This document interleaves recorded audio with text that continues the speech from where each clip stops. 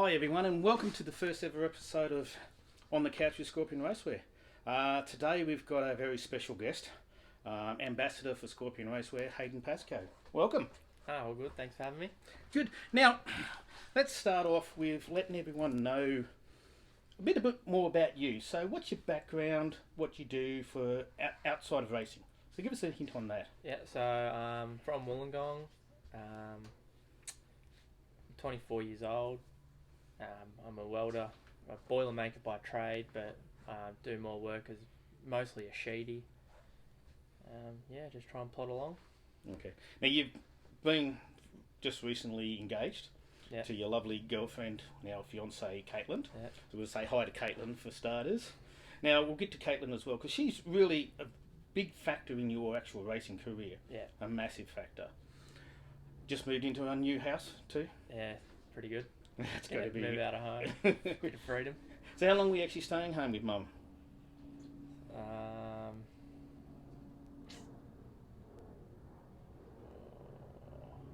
As long as I've known you. Yeah, always. Never really moved out. All right. Well, let's talk about some of the racing then. Okay. What classes have you done? So where did you start racing? Yeah, so I started when I was 10. Probably, 10 or 11 I started racing. Then when I was probably 12, started getting more serious. And then that was in go-karts, obviously. And then when I was 17, the price just got too much. The cost of go-karting, it just went through the roof. You know, you're spending $2,000 plus just for a normal week, 2-day racing, on a weekend. It was crazy. Plus, if you weren't going testing the week beforehand, you're spending another $1,000 to $1,500, putting 2 new sets of tyres on for testing the week before. Just got really expensive. So, and then when I was 17, we just weren't really sure what direction to go. So we went to the speedway side of things, which one of the first times. Ran a couple of races on dirt go karts. It was mostly bitumen. Where was the dirt done? Ran 1 or 2 races at Nepean and probably 3 or 4 at Gosford. Okay, yep. Went all right. I think we ended up third in the 50 lapper. Yes, I've done that one. Yeah, so I think that was pretty much the only time I finished a race on dirt. Most of the time I ended up in the fence or something. We all got to learn somewhere. It was an experience, that's for sure. But yeah, when I was 17, sold out of the go-karts and kind of was tossing up, what do we do? Was looking into doing, like Formula V or something like the, what are those cars that they race around Eastern Creek? The Aussie legend cars type things? No. I can't remember what they were called. Formula Ford, Formula 3. No, it was like a sedan type car. Okay. We'll have to Pulsar? The Pulsar series? Oh, yes, the X3 series, Pulsar series. Yeah, it was something like that. Yep. So we're looking into doing something like that, and then come across the legend cars. So yeah, we ended up in them and ran them for 3 years, and then in what you're in now, which is now then we moved into the Formula 500. All right, let's backtrack. Or micro sprint. Yeah, micro sprints for the Americans. Yeah. Now let's just backtrack to the legend cars. That's where I kind of come in when we first started to be associated. Now, you've had 2 cars, correct, in legend cars. You had the coupe and you had the sedan. Yeah, correct. Let's go back to the coupe. Yeah. So when you first started in the coupe, white car, starting to learn things, what experience did you learn from the coupe that's different to the sedan? Because I know you did tell me once that there's a bit of a difference in them. What's the difference there? It's supposed to be technically same chassis. Yeah. So I found the coupe was real twitchy, especially on the dirt. It's more of a bitumen car. That's what they in America. They all run. That's all they run. Yes. They all run the coupes. Just for that reason, it kind of just suits it a bit better. But on dirt, the sedan's more forgiving and more flowing. But when the coupe was on, it was on. Yeah, so if the track was really tacky early on in the night, or if we had a bit of rain throughout, or even if at Parramatta, sprint cars weren't on and the moisture stayed in the track all night. The coupe was really good, but as soon as it went slick, it just turned to crap really. Now, in between the coupe and the sedan, you went overseas. You went and raced in America. Yep. Now, let's just say, back when we first met, you were a cocky little fella. Not much has changed. But when you went to America, you really come back and you could tell that you've matured a lot, right? Now, that's also going to be the fact that you did bucket load of racing when you were over there. Yeah. So let's talk about that. You went twice. The first time you went for how many races? I think we ran 8 races. 8 races. 7 or 8 races. I think we meant to run 8 and one got rained out or something like that, so 7. Now, you met up with a really nice person over there in Jamie and Jeff and Jamie. So that relationship blossomed over the second half. You actually stayed at their place, didn't you? Yeah, so we were over there for, I think, 4 or 5 weeks, and we only booked ourselves into a hotel for the first 2 weeks because we didn't really know where we were going to end up.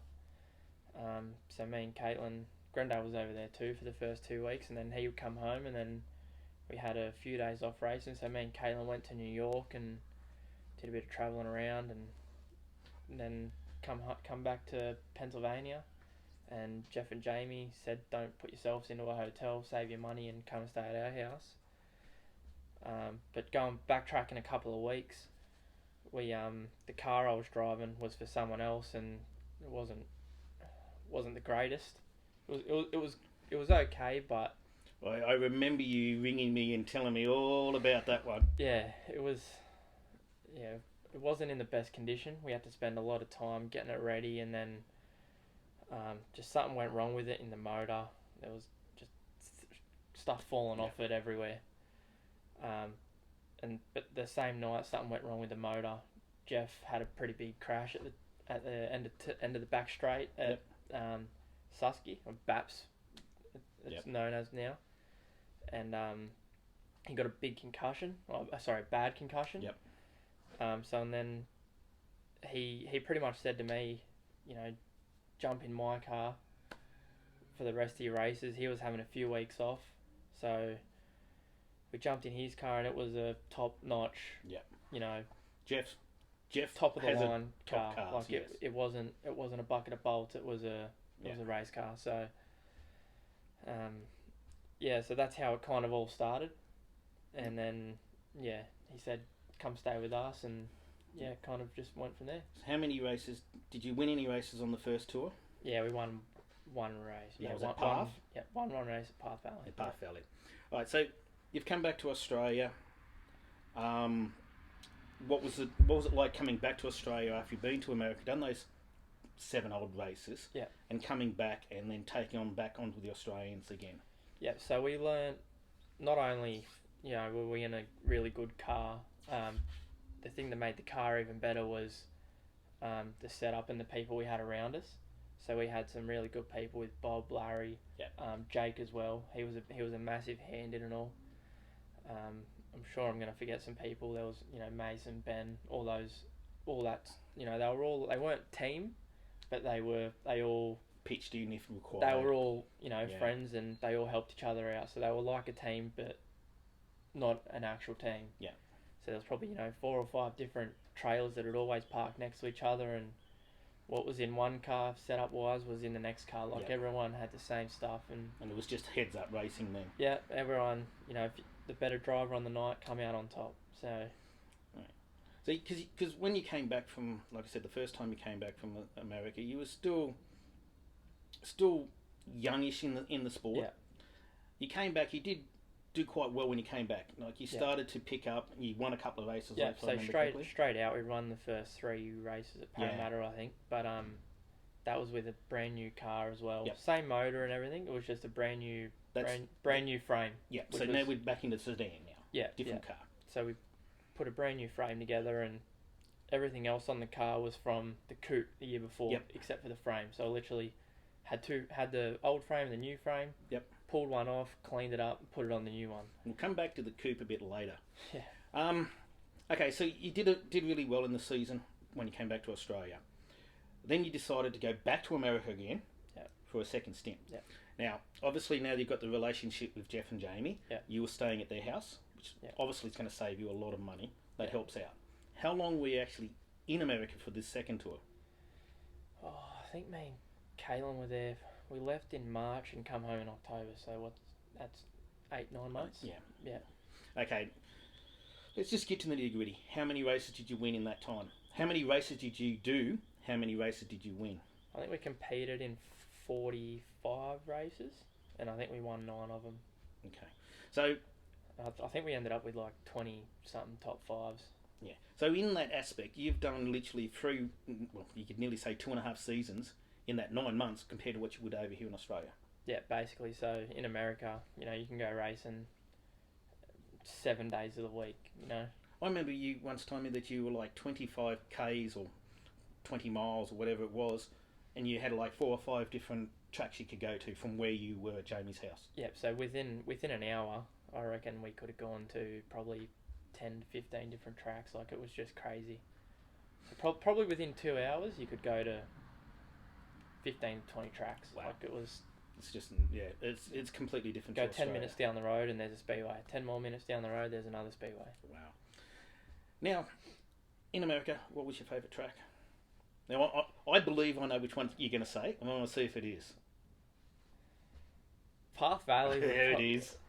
Path Valley would be probably the track we were most competitive at, but in actual racing, side by side, slide jobs, I reckon it was probably Red River Valley. Red River Valley? Yeah. Oh, okay. But we ran like shit there, so Path Valley's probably my favourite. But if we ran good at Red River Valley, it'd probably be my favourite. Yeah. Now, which that's in North Dakota North or South Dakota, one of the Dakotas. yeah. Now, just backtrack once. I think it was in the first time that you went over there when Dan turned up as well.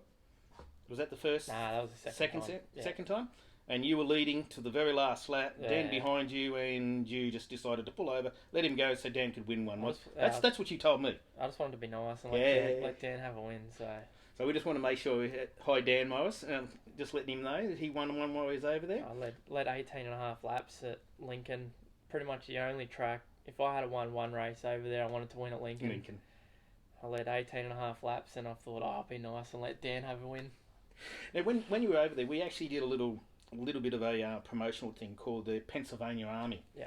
You guys were wearing the shirts we made in the Army, and Yeah. you were actually putting stickers. We made up stickers, so every time someone got a first, second or third or top 5, they'd put a gold, bronze, I think silver or that was white a top sticker. top 10 one too. Yeah, top 10 one. So some of the photos that we got back from you guys, like Mason, Yeah. he nearly had a whole bonnet full of these stickers. It just looked really good. It was a great promotion for the time. So that was really good. Now, okay, so we've done America, done an absolute great. You've come back for the next season again here in Australia, and to be honest, this season you've absolutely dominated. Yeah. There's no, I don't care what anyone else says. 17 races, I know these figures because I was thinking 17 races, 10 wins. The rest of the time that you were on the podium, I don't think you got one DNF. I think we DNF one race, and I think we had a worse finish of third. Yeah, so that's just an absolutely outstanding season. You couldn't have asked for anything better. Yeah. That did also cause a bit of troubles. Yeah. And would that, without getting into the basics of it, would that be a reason why you moved from that class to the new class you're in now? Yeah, 100%. Just Okay. politics took over and ruined it, basically. Okay. And that's probably one thing that we don't want in sport, is politics. Yeah, nah. Best keeping that to the people sitting in their houses in Canberra and that. Yeah, all that's that, for sure. Leave politics out of the speedway. All right, before we move on to your Formula 500s, what would be the low life of your coupe racing? Would that be the accident that you had, the flip? Yeah, it was a pretty good one. It was, wasn't it? Yeah. So is that the biggest crash you've had? Nah, I've had bigger ones since. You've had bigger ones? Yeah. Well, in the Formula 500 down at Victoria, wasn't it? Yeah, I've had a couple down there. Yeah, well, you and your Formula 500. Yeah. I had a pretty decent one in America too. I think it was our first or second race out. We were sitting in second on a restart. I think we started probably 15, 16, started a fair way back and got our way up to second. Actually passed for the lead, and then a yellow come out before we completed a lap, and then restarted second and got turned on the exit of turn 4 before we even, got the green flag. Yeah. And I think it was 28 cars started the feature that night, and I think I got hit by about 16 of them. Got hit in every corner of the car, just like a pinball. Yeah. One of my favourite races for you, you didn't win, was when you were at Valvoline. You started out of 19th, and you eventually got up to 3rd, I think it was, in the end. You did get up to 2nd, but I think you cooked one of the corners and you got slipped back to 3rd. No, I finished 2nd that one. You finished 2nd? Yeah. Now, not many people in the legend cars in Australia can run the cushion. Yeah. You bang that cushion every single lap, except for one when you had to dive underneath him. Yeah. Why is that you can run on the cushion and not many other people can in that class? Going back to the people that we were kind of friends with over in America, it was all car setup. We just had the car setup. It could, I could run it on the cushion and it didn't get too tight. Didn't do anything, crazy. I could run it on the bottom. Was good, but yeah, just I don't know. Everyone else was on the gutter. A couple of people tried to run it through the middle, but they were just spinning their tyres and going backwards. So there was only one way to get to the front, and that was straight on the top. And like I said, that the track was really slick that night too. Yeah, it was. But that was probably the amount of races that I've seen you race. That one stands out as a highlight for me. Just for the sheer fact you had to come from the rear of the field. I think we had a shocking night. You had engine. I think that was the engine mount night, wasn't it? Yeah, we engine mount. Yeah, we cracked an engine mount. Yeah. And Michael Lucas drove to his workshop to pick up a spare one. So I think we missed a heat race. We missed all heats. We went out on the first side. We went out for hot laps or qualifying. No, it would have gone out for the first heat, and I think we missed the second one, so we would have had to have come through the B main. Yeah, that's right. You came back saying that you couldn't change gears. Yeah, the coming back through the pit area after the first heat race, I tried downshift and I was just stuck in top gear because the motor was actually moving and wasn't disengaging. Yeah, the whole motor was just pretty much hanging on by one bolt, and the car was just flopping in the front of the car. Yeah, because the engine bracket was snapped in half. Let's move on to your Formula 500. Now, you've moved from legend cars, let's say fairly low in horsepower, skinny tyres, body kits, everything like that, and you decided, stuff it, let's just go to Formula 500. Wings, decent sized tyres, an R6 motor, and that has to be a big change. No, it's chalk and cheese. It really is, isn't it? It's nothing like I've ever driven before. Why did you go to Formula 500s? I've always wanted to drive sprint cars, and obviously I'm not going to be able to do that with the budget that I've got. I could run it, but I could only run 2 or 3 races a season, and I want to race every weekend pretty much. So 500, it was either 500s or the lightning sprints, and just the 500s kind of made a bit more sense. Just with car numbers, like they were really growing in New South Wales, and then you just look down in Victoria and look at they're getting 50 cars to a club show. So that's why I went that direction. Right. Now you've run two seasons now down in Victoria for Speed Week. Yeah. The first year, wouldn't say it was the greatest. It wasn't the greatest, but we learn a lot. Yeah. So pretty much we ran 2 or 3 races up here at the start of the season, and all we had was just engine issue after engine issue. So we went down there to Victoria, ran the Vic title and put it in the show. So it was pretty much the first time I ever turned laps at full speed. So we're pretty happy with that, and then pretty confident going into Speed Week. Like, knew we weren't going to win it, but pretty confident like we'd maybe be able to run like top 10, top 15 in points. But pretty much just went downhill from the Vic title when we put it in the show. I think we only made 2 shows for all Speed Week. Yeah. Right. You didn't really do that much after Speed Week, really. You went a couple of races in Sydney, but you didn't excel to where you wanted to. Yeah. So, all right, let's get back to this season. Yeah. Down at Speed Week. Now, completely different Speed Week. Yeah. For you. tell us what happened. So we qualified straight into every feature, pretty much. Again, we ran the Aussie title down there before Speed Week. We didn't make the show there. I just wasn't good enough in the heat races. The car was good enough, but I just made too many mistakes and was too nice to people off the starts. Just didn't want to crash the car and ruin, pretty much write the car off before Speed Week. And I even just wanted to finish the heat races because that was important, but I was just too nice to people and just pretty much, if I started out a third, I was, fifth or sixth before we, got to the flag stand. Just people just going everywhere, jumping starts. And sorry, just to interrupt you there. Is it because the Victorians are more aggressive than what they are up here? So you hadn't had the mentality as such to get used to that type of starting. Yeah. So you've obviously learnt from that now. Yep. So pretty much after the Aussie title, because we were the first reserve, and that didn't really sit too good with me. I missed out by one spot, so it kind of lit a fire under me. That was at Goulburn, wasn't it? Yeah, so that one was at Goulburn, and then so I missed out by one spot at Goulburn, and then before Speed Week again this year for this year's Aussie title, missed out by one again. So I wanted to just put it in the show. I didn't care if I started 24th or if I had started 10th. I just wanted to be in the show.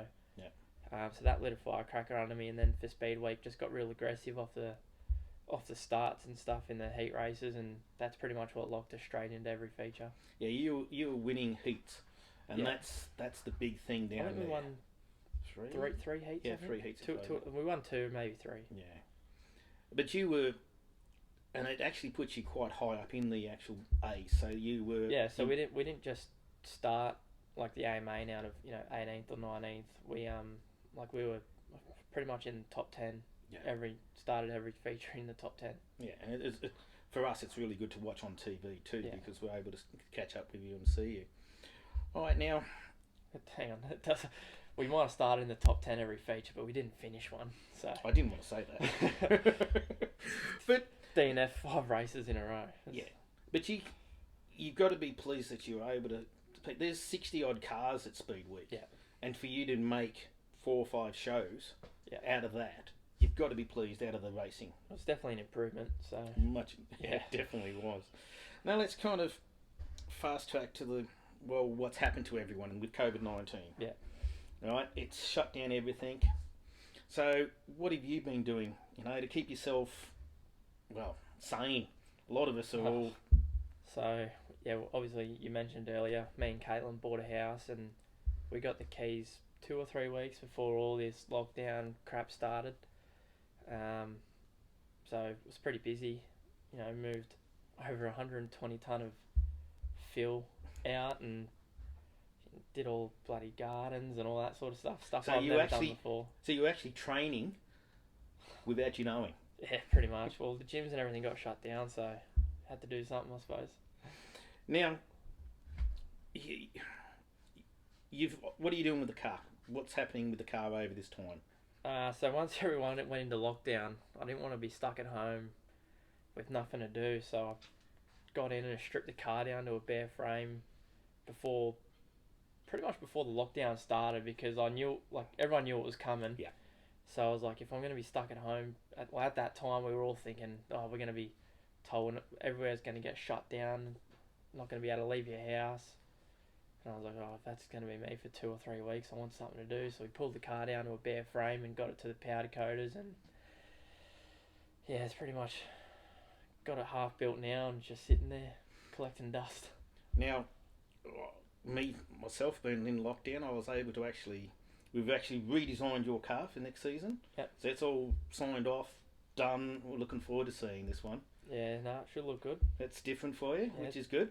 We like something different every now and then. Going back to another colour that we started off with. Yeah, and so if you've been watching, you would have realised what colour we're going to go back to, but we'll get to that. Now, what's the other thing you've been doing a lot of while you've been at home? Bit of iRacing? iRacing, yeah. Okay, now I do have a question from the wife. Okay. She says, is it a sport?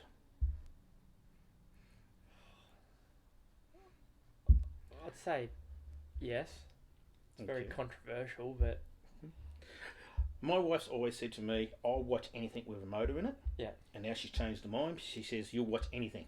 Yeah. Because I'll watch you race. Yeah. I've been watching you and a couple other guys that I know have been racing. It's different to watch. It's interesting. It'll be a different thing for you to race because you don't get that feel of the seat and everything like that. Do you have the feedback through the steering wheel or anything like that, or you don't have that type of technology? Yeah, so you don't get the same sort of feel as you would, driving the car. But it's probably it's the closest thing you're gonna get without actually driving the car. Like, it's the next best thing. Can you learn anything from iRacing that can be brought to normal racing, or would it be just something to keep your brain active, keep your sharpness and everything like that while we're not racing? Yeah, it's more just your racecraft and all that sort of stuff. Car setup wise, it's similar, but again, it's not the same as the real thing. So you can learn a few things from it, and you can also things on iRacing. You can go, oh yeah, this works on iRacing, and you go to the real car, and it's like, okay, that was a waste of my time. That did nothing. I was actually eavesdropping last night when you were doing your where were you last night? Chili Bowl. Yeah. And I was eavesdropping, just listening in the background. Yeah, in the Discord. Yeah, and just listening to how you're talking to other teammates. Yeah. And speaking about what should we do here and everything like that. Would you like that in real outside, where you could actually have someone in your ear saying, "Hey, look, the track's going here. Let's go up here," or something like that? Or do you like the fact that it's just you when you're racing out there? I like it on iRacing just because there's, I'm in a relatively good team. Like, there's a lot of fast people in my team. They pretty much carry me around the track with helping me out and stuff like that. They're much more, I wouldn't say experienced than me, but they're a lot faster than me. There's no other way of saying it, but they really help me out on iRacing. But in real life, I'd say no. All right. How many times a week do we race?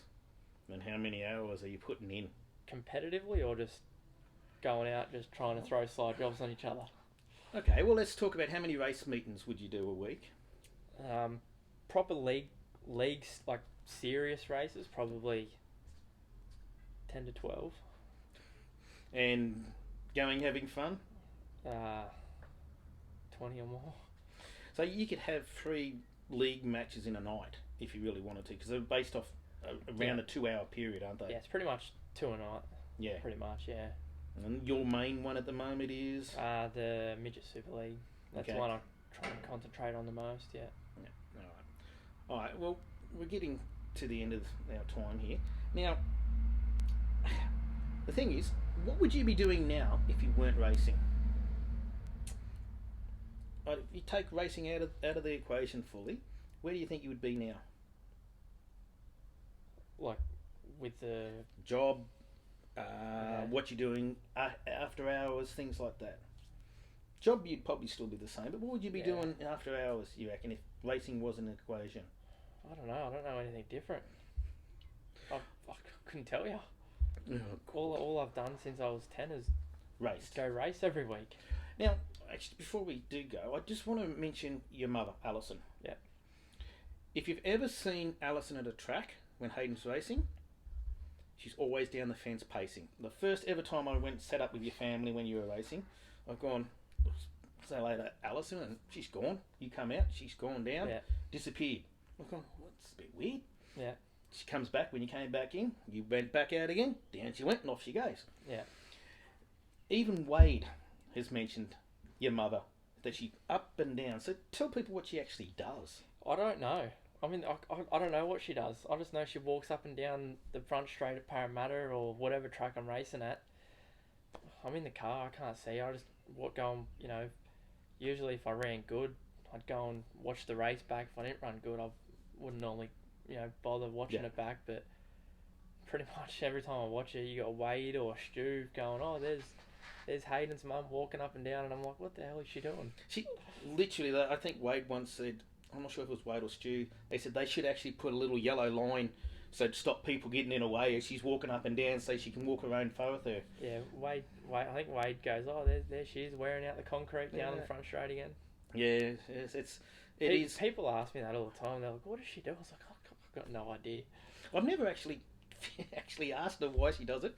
I'm assuming it's a nervous thing, being a mum, watching her son race. I don't know, it's not much to get nervous about, just... Well, we did have a nice couple of accidents. It is a dangerous sport. There's no doubt about that. Racing can be quite dangerous. I think you're more safe. I think I'm more safe getting in the race car than what I am driving home from here. I 100% agree with that. I've did an OH&S course a few years back, and I actually proved to them that it was safer to be in a race car. There's a lot of idiots out on the road. Yeah, there is. There's a lot of idiots on the racetrack too, but you're strapped in and you're not safe. There is that too. But yeah, no. All right. We mentioned that you're actually an ambassador for Scorpion Racewear. Yeah. Now, you've been with us for, I think, 5 years now. I think you were about the third customer I ever actually taken on. Yeah. I think you've been ambassador for about 4 years, I think, now. Yeah, so how's that been, having, as such, a little bit extra pressure when you know that people are watching you because of the brand? How's that actually affected you, or how do you comfortable with that still? I wouldn't say it was pressure. It's more of like a, what do you call it, like a privilege. Like, spend time with you. You come out to the racetrack, and you got some pretty nice race suits and all that sort of stuff. So my wife even calls you my Speedway son. Same age as my son and Hayden. At one stage, they both had the same haircuts. So, all right, well, let's... Was that one, it was like hanging down? Yeah. I think it was the Justin Bieber freaking hair type style. No, that's a stitch up. But anyway, look, thank you very much for coming today and having a chat with us. I think that's a great insight on that you are. A lot of people see the aggressive racer who's just full on what he's doing. Don't actually see the Hayden that we know. When you turn up to the racetrack, you're not there to make friends, are you? No, you're definitely not. So, but yeah, again, thank you very much, and we'll have to catch up with you when you first go racing again. That's for sure. Yeah, too easy. All right. So anyway, just a quick shout out to Caitlin. Yes. Wouldn't be able to go racing without her. That's right. Well, I was going to say about that. Now, Caitlin's actually Hayden's crew chief. Now, so the when they're at the racetrack, she does 90% of the work on the cars. She'll set it all up. She'll have it all done. Like Hayden's racked off, gone to see the track, see what's going on. Caitlin's left there working on the car, and everything like that. How's the relationship like that been? Like, I've seen the goods, the bads I've used to at the tracks, but it works. Yeah. A lot of people couldn't have that. Yeah. Why do you think it works for you guys? So again, in America, all the people were, we were with, Bob, Larry, Jake, Caitlin.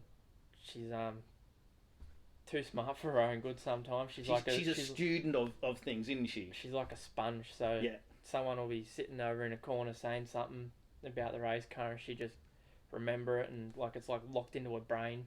Whereas me, it's just like in one ear, out the other sort of thing. So with the Legend car, she was pretty clued on. Not so much with the 500. She tends she sort of backs off a little bit. She cares a lot less these days. Yeah. But we'll be in the pits, and people will be coming up to Caitlin asking what to do here. Yeah, and the good thing was they'd go and ask her, and she'd just play dumb and say, "Oh, I don't know." She had a book. She just played like the dumb blonde sort of thing. Like, I've got no idea.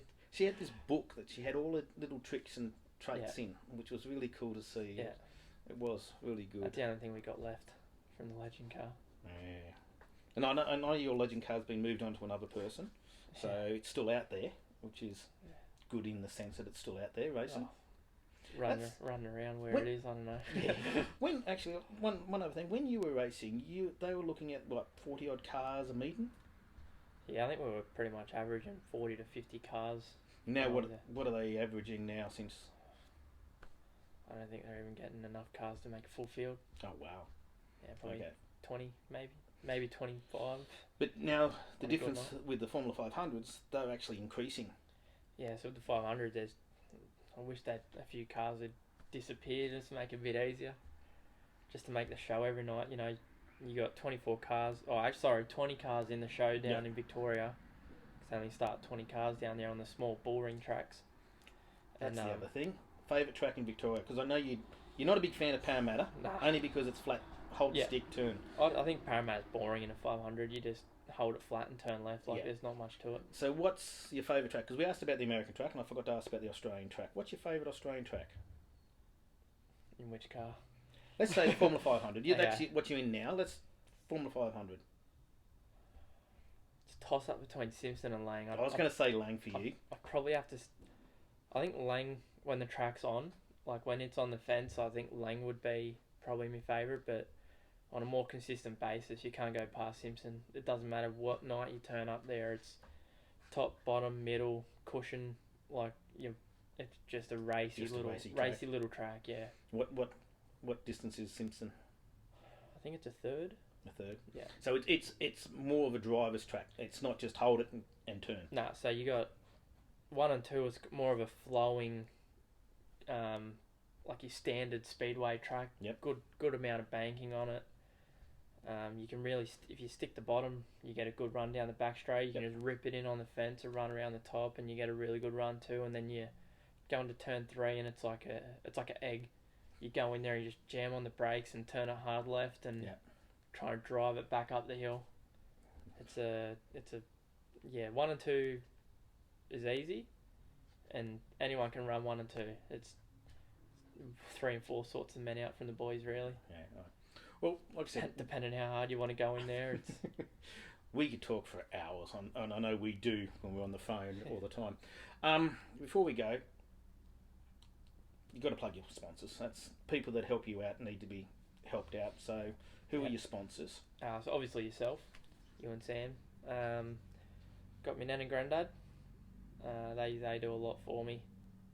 Caitlin's mum and dad, Breadbow, the historic Breadbow Inn. They own a pub down there. So if you ever go into Threadbow or anything down there, it's a little town on the way called Breadbow. Yep.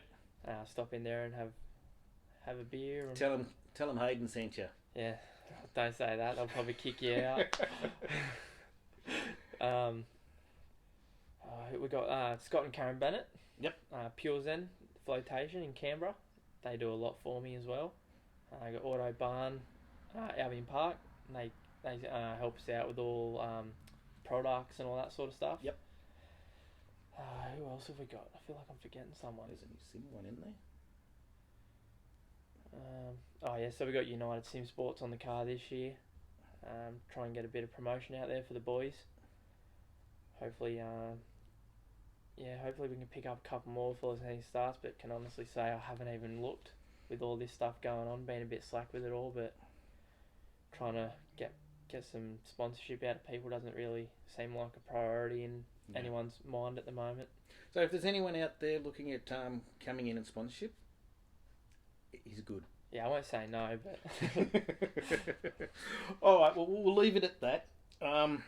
Again, thank you very much for coming on tonight, being the first person to sit on the couch and have a chat. That was good. So, there you go, everyone. Hayden Pascoe from Formula 500s at the moment. We will be having some more people coming on soon.